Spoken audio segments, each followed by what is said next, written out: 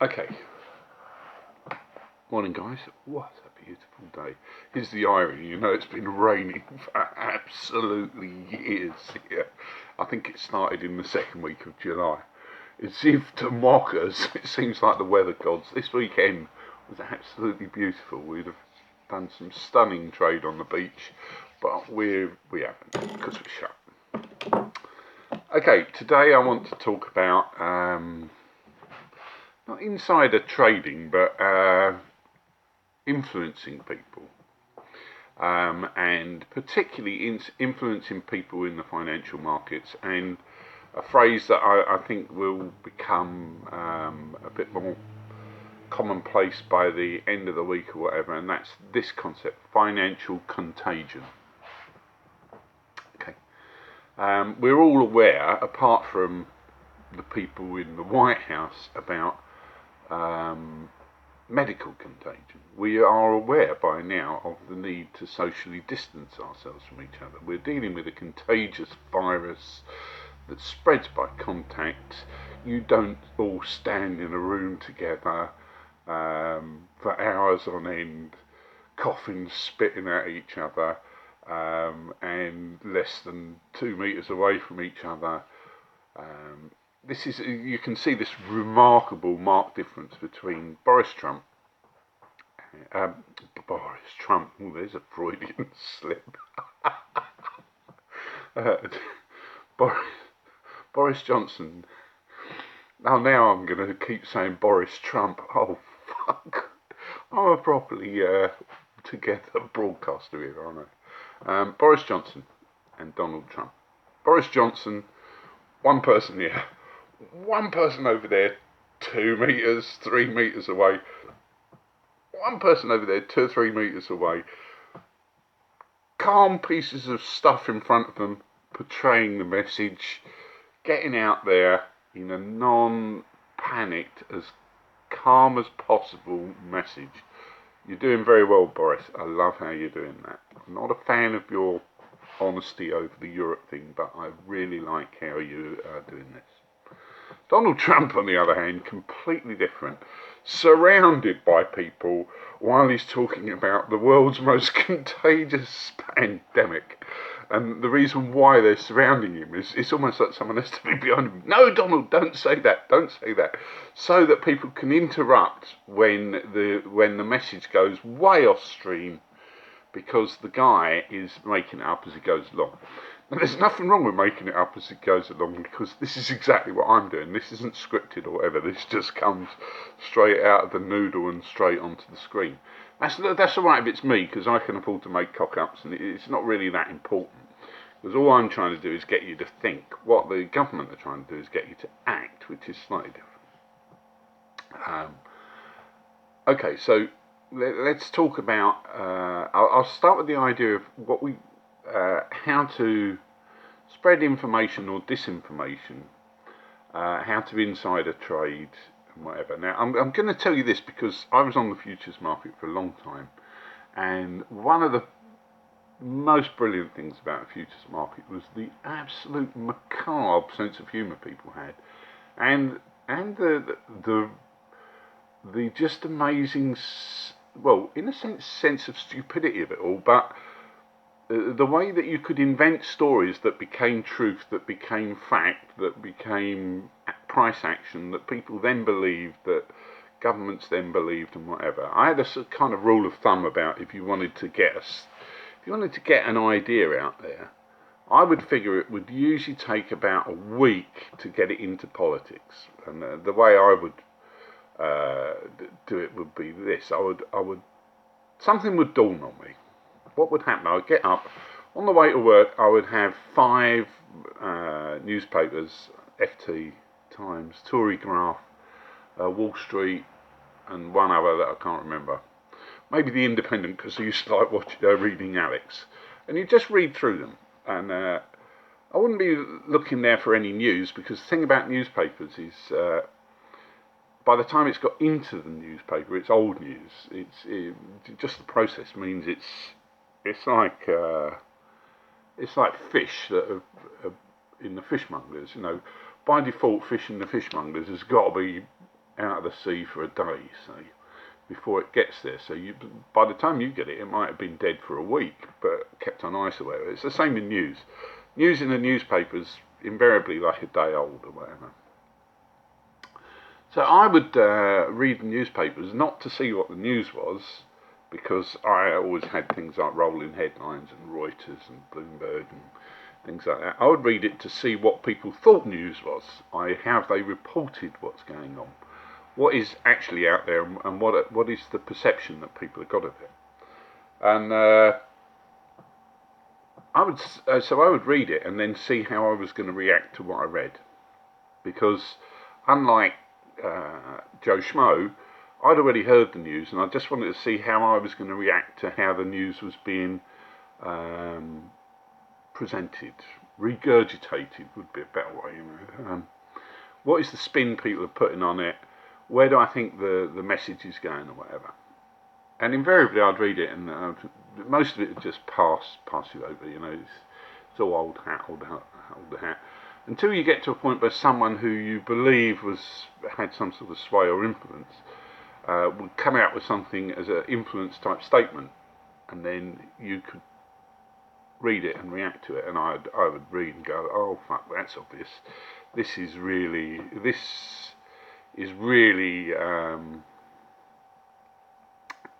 approach is wrong. The weakness is in that area there. Let's have a push into that area and see what happens. So I might look at something, an idea would come to me about what's going to happen, pretty much as in, say, like over the last 3 weeks, if you've been following me, where I would start with a piece of news that would trigger something in my head, and then I would look at where it's going to push. Now, for me, in this crisis, that came when I realised how really serious this was when the Chinese were shutting down over the Chinese New Year.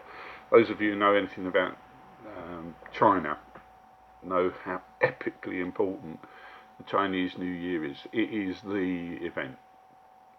It is like us over here celebrating the birth of Jeepers and taking them 2 weeks off in December to sit there watching so much TV we don't know what to do.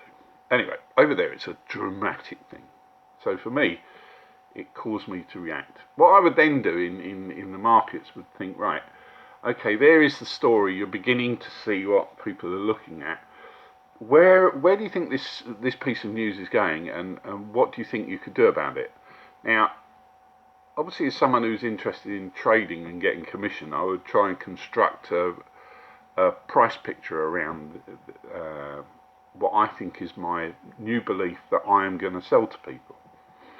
When I say, you may think that's all ridiculous, but I'm telling you that's what you would do. You would have a look at what the charts say about where the price has been, and someone like me who's thinking ahead rather than someone like, I don't know, the followers are reacting to what they see. So I would think, right, where is this going to go, and what can we do to see where opinion's going?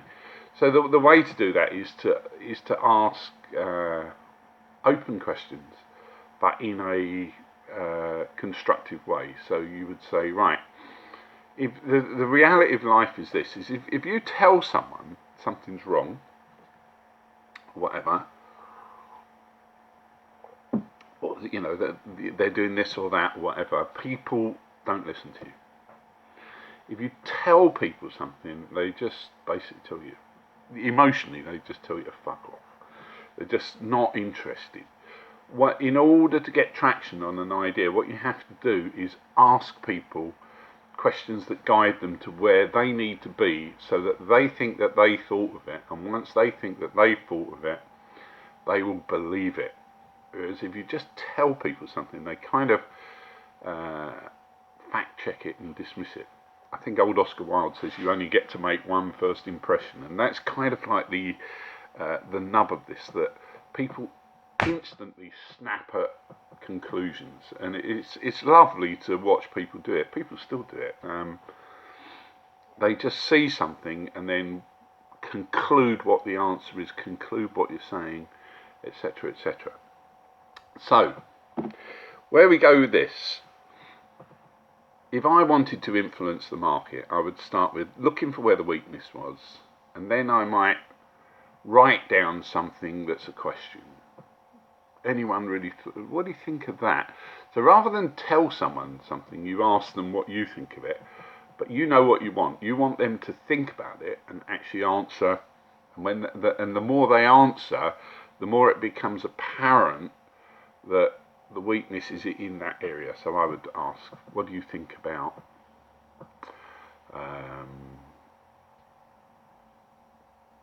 here's one which I was involved with. What do you think about the UK exchange rate? What do you think about the UK in the ERM? What do you think about Thatcher's thoughts about this, that, or the other?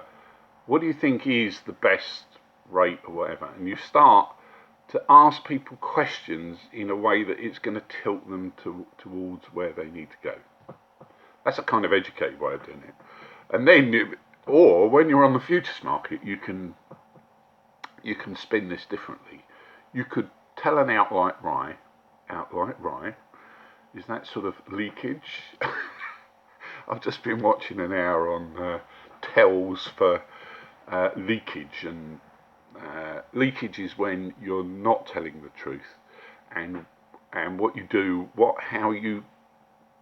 your body lets people know that you're not telling the truth, and the signs are all sorts of twitches and things like your eyes, micro moving and bits like that. And here's a really interesting one for anyone who watched Trump a week ago today, where you can't get your worms to come out, as they say. That's what the two Ronnies used to call it. You can't get your words to come out because you're saying something that you're not saying. So you get halfway through a sentence and you're talking about something else. And it doesn't matter how many times you try and get yourself into that lie, your body keeps coming out with these different ways of doing it, which was what Trump was doing last Monday, where that whole conference was just, the first 13 minutes were just inaudible gibberish. I went back and read the transcripts of it. It's just like it was written or said by someone who was on a life support machine or something or other. It's like they were coming in and out of consciousness. The story was coming one way and then off it would go the other way. And you think, oh fuck, where's he going next? Oh God, he's trying to remember that he shouldn't say this. Anyway, leave that aside. So you could do an outright lie. And I've never been a great fan of I really am having trouble with outright lies. I've never been a great fan of it. I'm too honest for that stuff. There must be a tell there somewhere. Outright lies are interesting, but then they're not really anywhere near as good as educated questions, because outright lies have a sort of effect, bang, wallop. I remember I did one once just to see how quick you can get a story around the world. It was after the ERM debacle and Britain deciding that it wasn't the rule Britannia, we rule the waves, we own the world, and a devaluation probably is good for the people who haven't got any bleeding jobs. Thank you. After that, there was a lot of stuff about will the ERM stay together. And one day, I just wanted to see how fast a rumour could go around the world and how quickly a false idea could get about. So I picked up the phone and I asked someone, and here's how to start a rumour. There are various people you could spread rumours by. Journalists, politicians, market traders. The dumber the market trader, the better. So most market traders aren't really thinking about what's going on. They just want to see on whose back they can jump. So they want to know who's got the inside information, who can I jump on and trade with, where is the herd going now, where is it turning, and they're not interested in the logic of anything, because they're not thinking about that. They're just watching to see, Macca's doing that or whatever, or Terry Crawley's doing this or whatever, or Tudor's doing this, or Soros is doing this, or they just want to see who's doing what so that they can jump on the back of it. So if you rang someone who was one of these jump traders, not thinking about what they do, and you could have a conversation. You could do it in this way. You could ask them outright, "Have you heard about so and so?" And they will then instantly turn around and tell someone what you've just said, but not as a factual question. So I can ask, "Have you heard?" And I'm trying not to give any specific examples here in this marketplace, but have you heard about a share? In this instance, what I did was I asked someone, "Have you heard anything about the Bundesbank?" And instantly, I've led someone into a corner where they're going to. I've already turned the light switch on. I've gone, and their little gambling minds going, yeah, and then it's so what have you heard? What have you heard? What have you heard? No, I've got to go. I thought you've not heard anything about one of the chairman of the Bundes resigning. No, I've got to go. Put the phone down. Right. So actually, what you've done is you've invented a story. You've asked someone you know will spread that story like wildfire, and then you've totally primed them, and off they go. And so you haven't told them a fact, you've asked them a question about a fact. They then have invented a fact, and here's another thing. If you want to spread a story, go to someone and tell them it in confidence. Go to someone you know to be a loudmouth blaver and tell them something in the strictest of confidence. I can tell you, but you mustn't tell anyone else. A bit like I can tell you, we've opened 19 emergency hospital centres for veterans, as they did in the States in February, because this coronavirus thing could be a lot worse than everyone's expecting, but don't tell anyone. And that's an instant cue for people to break a trust, to insider trade and whatever. But, so you go with I'll ask you a question, it seems logical, you are going to jump to a conclusion, and traders who are jump traders who just really, after scalping anything, just put it out there and go out and sell the market and start telling everyone, and panic and pandemonium sets in. When I did this one day, just to see how vulnerable the market was, the Bunds lost 1.5 big figures. It was a fucking massive move. It was just like out of the blue, which says, okay, there's a vulnerability in the market to this kind of story, be it false or true. And it was false, but the market fell 1.5 points, and within about 10 minutes or something or other, a statement came out from the Bundesbank that the chairman hasn't resigned because he wasn't as concerned as the market was about money supply figures or something or other. They found a rationale. And what was interesting was, in asking the question, the market goes one way, it pushes the Bundesbank come out and they say, no, that isn't what happened, this is what happened, or whatever. Okay, so you could do that kind of thing. Or you could do other kind of things. Historically, things are like, you're in the toilet and you hear someone come in and you stop talking about what you're talking about. So you would construct a situation where two of you be in the toilet waiting for someone to come in, and on the futures market this was interesting thing to do. You'd be stood making out you're having a piss, someone would come in, and then you'd stop as if they were interrupting the story, and then you would feed a little bit of the story out, and then you'd go. And they would run out, and the same process would be in operation. Or, here's another one. Generally speaking, it would take a day to get a story into the newspapers. Maybe you could, if you wanted something out in the evening, you'd get it into someone like the Evening Standard or whatever. The FT was always a good one. I always figured it would take a day to get a story into the FT. because all those guys on the FT are sitting there going, look at how intelligent I am, I've got a first in whatever, I will believe whatever anyone tells me, but I will make it look intelligent because I am intelligent. And so you could do the same thing with them. You would ask them questions, ring them up, ask them questions, and see if where the answer to the question would lead them. So it's not as daft as it seems.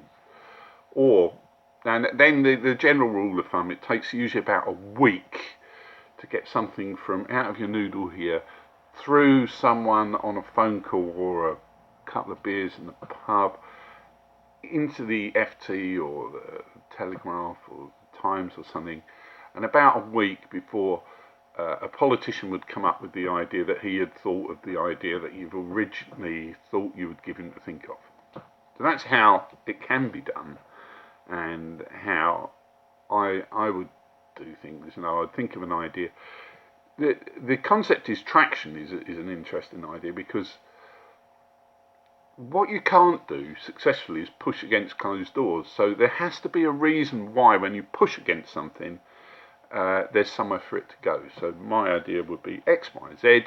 If X, Y, Z is a plausible thing that could happen, you push against the door and there's actually no resistance against what you're doing, which is why when I've said, 3 weeks back about all the things that are going to happen to the stock market, what's going to happen to the bond market, what's going to happen to the commodity markets, is because you're pushing against an open door. These are very logical things that could happen.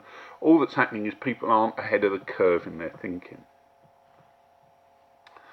Okay, so that's how to spread news. Insider trading is you have news and you take advantage of that news. Traditionally, you know a company's results before they come out. That's a standard one. Or, more importantly, you know bad news before it's coming out, and you sell the shit out of something by breaching the confidentiality that you had. Now, we famously had a UK Chancellor here who used to write for the Tory Graph and used to put share tips out. And there was a good example of a process where people would know what the share tip was before it got out there.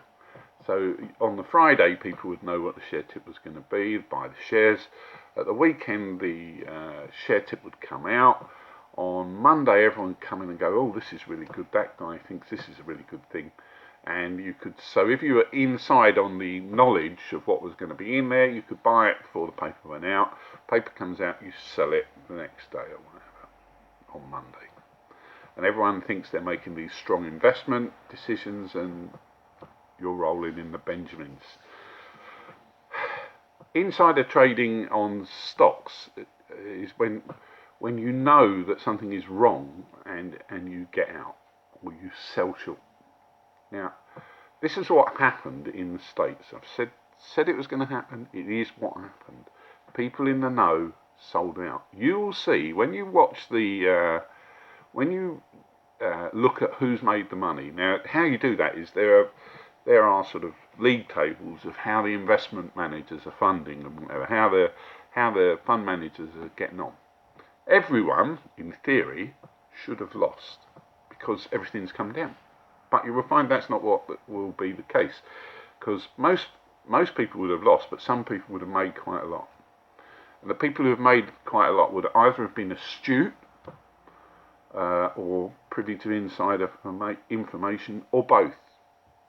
Figuring, well, it didn't take anyone, a great deal of whatever to think we were at the end. We've been in a very profound long bull market in the States, which fundamentally has not been about whether production's going out. It's been about this battle between China and America. The idea that we're bringing it back to America. We're going to unwind the clock. We're going to make America great again. Now, I covered this last week. And that trade war threat promise or whatever, which is a viable, it's a valid point that Trump made, which is why he got in. It's why I said he was going to get in way before anyone else even thought he was a candidate, was that there's an open door there that you're pushing against, and the open door is that the trade balance with China and the accommodation of China was wrong, and that they had allowed their industrial base to be undermined by people who don't abide by the same rules that you have. So we kind of get slipping back into the free market economy type model, but saying what we're going to do is we're going to let our economy be destroyed by people who don't play by the same rules that we play by. So that's why Trump got in. But when the market came down, you will see that some people knew and some people didn't. Now, my argument over the weekend was this thing about what are the implications for people who potentially have insider traded. Well, the hedge fund managers will be laughing like pigs in shit. They'll be loving it because they'd have made so much money, and they'll be killing the bond market because it's so fucking simple. It's like shooting fish in a barrel with a massive great shotgun. It's so easy because all you've got to do is, as I would have done, just ask the question. You'll notice in any of this stuff I'm doing, I am not asking you questions designed to get you to speculate in the market. I want you as an individual to get in touch with your government and to get them to take the politic steps they need to take. And the reason they need to take these steps is to avoid financial contagion. Now, financial contagion is what happens when the stock market collapses, the bond market collapses, price of everything goes up through the roof, your economy collapses, all because of a virus that no one really knows the outcome of. Now, we could be in a dreadful situation, and the possible chance that we are means that there's still a lot more downside that could happen. Now, I'm not saying it has to happen or whatever. It doesn't matter. It's that it's a viable possibility. And when there are possibilities, futures markets, by virtue of how they work, will explore them. So, for me, the questions this week that people are going to be watching are, when are they going to... Well, is the stock market going to be shut down because it goes into disarray? Where and how is Trump going to respond to the questions that were asked on Friday about who's made the money in this, who's insider trading? What if someone asked, now this is, I'm doing this to you now, right? I'm doing this. If I ask you this question, I know this question will be asked. Is the Trump empire about to collapse? Has Trump lost billions of dollars like everyone else?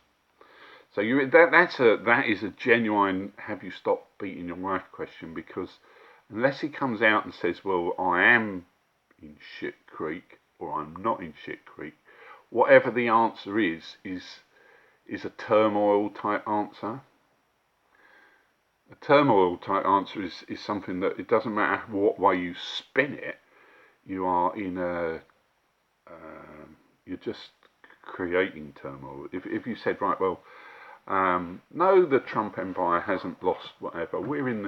We've got, however many buildings, however many hotels, however many golf courses. We're totally immune to what everyone else isn't immune to. That will ask, that promotes, or that makes people ask a whole different series of questions. Why are you immune to it? How come you haven't lost it? Where is this going? How come your business empire isn't suffering in the same way that everyone else is? Which then opens up the question of, have you done something to protect yourself against this that we, the American people, haven't been able to do because we haven't been privy to the information? So you're in a kind of spiral, a deadly loop in there, and it doesn't really matter what you do because you can't answer that one. So to me, this says that what will happen this week is somehow or other that question will be asked. It has to be asked. Are you financially viable, or have you insider traded this and and somehow or other protected your business at the cost of everyone else? And that question is just it will be asked, and it has to be asked. I think that level of pandemonium and contagion will make them shut the stock market, because then he hasn't got anywhere to go, and as I've said last week, he's not very good on the back foot. He can't spar. He's particularly when he knows he's on a dodgy wicket. So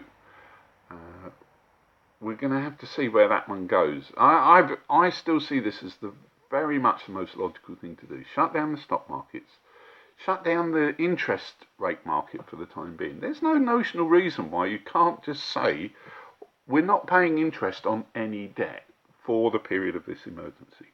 And because if we do pay interest on any debt, we make the situation worse. We spread the contagion. So try and think what I'm thinking here. If you were trying to find the solution, instead of saying we'll borrow the money to pay the interest, the government says, well, actually, because this is an emergency, we'll suspend all interest rates, interest payment for this period. If it's only a month, great. If it's 3 months, not a problem. If it's 6 months, it's not the end of the world, because all that's happening is the person who's already got the money isn't making any money. Well, no one else is making any money in that time. I can tell you this, when my business is shut and I can't open, I'm not making money. I'm just wondering, when will we get back to opening up again? So it's quite logical how you could suspend both markets. It's very logical how you could suspend the futures market in commodities, because the one thing you don't need is people going in and cornering markets and creating fear and spreading whatever. So all of these solutions, which we really need to get to, are all deeply logical and whatever. It's just, how do people get from the politics of where we are into the politics of where we need to be to resolve this issue, over the next few months. Notice there I didn't say going forward, because anyone who says going forward is a total prick. Anyway, so I would imagine that's where we're going to go. That question will be asked. We're in danger of a real contagious meltdown, and they will have to shut things down. That is sensible. That is what needs to happen. In that environment, where, imagine what would happen if the US shuts down the stock market. Okay, you've got to imagine this, but imagine they did. They have shut it down a few times in the last few weeks. Going limit down is the market is shut. There is no legal framework in that period. So say they shut the market down. Everyone else shuts their market down. Everyone decides to suspend interest payment for the period of the emergency. Then what you can do is this. Everyone decides what we're going to do is we're going to issue C19 bonds. Right? Those bonds get backed by the government. They're not part of the usual government borrowing thing. They're not part of everyday running costs. They are a one-off bond, like a war bond. They come off, they say, we're going to issue this bond. It is the only thing that's paying any interest, because you're not going to be getting money off your stocks. You're not going to be getting any money off debt, because that would have been suspended. The only game in town that pays any interest is the C19 bond. So everyone who's got money says, I will buy the bond, because I want the security of a government-backed guarantee. I want the guarantee of an income in this time of absolute pandemonium and chaos. So there you have it. That then allows you to fund the emergency measures you need to take without running into the market and massively upping money supply, which is what is happening at the moment. Quantitative easing is just printing money, and it only benefits banks, and it only benefits people who get. It doesn't benefit you or I. And that is why you're seeing the futures market kicking the shit out of the bond market, because the government is not thinking logically about what it's doing. And all that's happening is they're pushing at the open door. And when you push at an open door in markets and in occasions like this, it's obvious where it will go. So suspend stock market, suspend the payment of interest, stop people cornering commodities, issue a global C19 bond, fund everything without increasing money supply, because actually what you're then doing is taking money out of the system. You're actually going to people who are scared and with money to invest and offering a sensible solution. Okay. Quite how the politics of how we get there is irrelevant, because remember what I was saying, this is a question that takes a day to get into the press and a week to get into the minds of politicians, because they're not very smart. Now I'm going to close on one thing. Earlier I did that. Well, I didn't. I did that. I opened doing that. That's because that was subliminal advertising. Those of you who watched it the day before thought, is that a cold blow coffee he's holding that Grant makes just up the road that's really brilliant? That's like, when I did it like that, the smart ones of you thought, oh, he's still drinking that coffee, and you picked up on a subliminal message. Anyone can do this message. Oh, it's easy. But think about where we're at here. Don't just, we're trying to get something done that's good for you and me and the people. We're not trying to speculate on this and make money, as some people have clearly done. And we will see in time who they were and how they did it. Okay, I'm going now because Finley's back in town and I'm going to go and do Tai Chi on the beach before we have to stop going out to the beach. Okay, bye.